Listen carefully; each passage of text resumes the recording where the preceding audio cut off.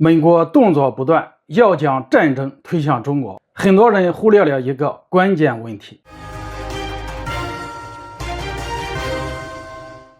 大家好，我是肖云华。美国除了疯狂挑衅，还打算利用2个盟友把战争引向中国，但很多人都忽视了一个关键性问题：中国周边地区的局势，随着美国在背后不断拱火挑衅，正变得越发紧张。美国为什么想要中国周边地区的局势变得紧张呢？答案其实也显而易见，因为紧张局势一旦加剧，伴随而来的就是冲突和战争。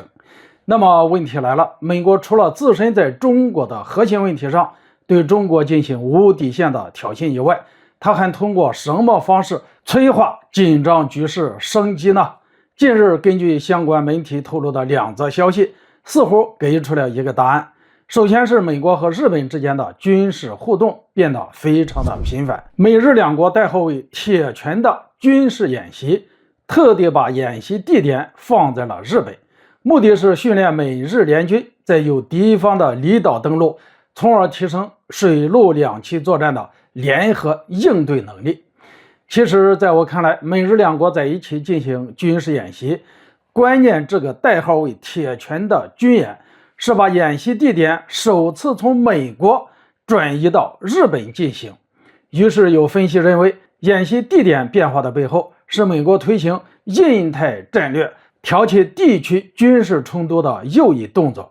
然而美国拉着日本进行军事演习来刺激地区紧张局势还只是一个方面，另一方面韩国政府也在加快参与美日印澳4边机制的步伐。而这个所谓的美日印澳4边安全对话机制，说白了就是美国搞的一个小圈子，为的是拉上盟友来围堵我们中国。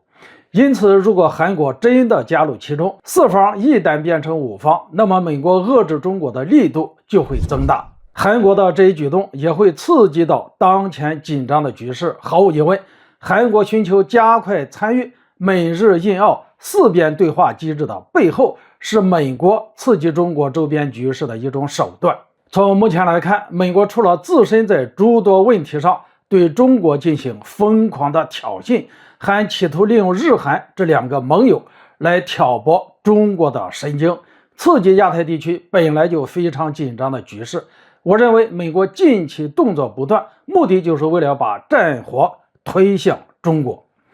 只不过近段时间有关美国对华摊牌，打算和中国爆发冲突乃至战争的言论一时间不绝于耳，这也导致很多朋友都在议论，思考我们该如何应对，甚至有人建议中国该反击了。在我看来，通过部分朋友的议论以及建议，我发现很多人其实都忽略了一个关键性的问题。是什么问题呢？简单来说，眼下美国所做的一切布局都不过只是热身，中美博弈的惊涛骇浪还远未到来。直白来讲，美国不断刺激紧张局势，可能就是想看中国有什么反应，想听听中国内部有什么声音。而越是到了这个时刻，我们越要冷静，美国越是用危险的动作逼迫我们出手，我们越需要有战略定力。好了，今天就说到这里，咱们下次见。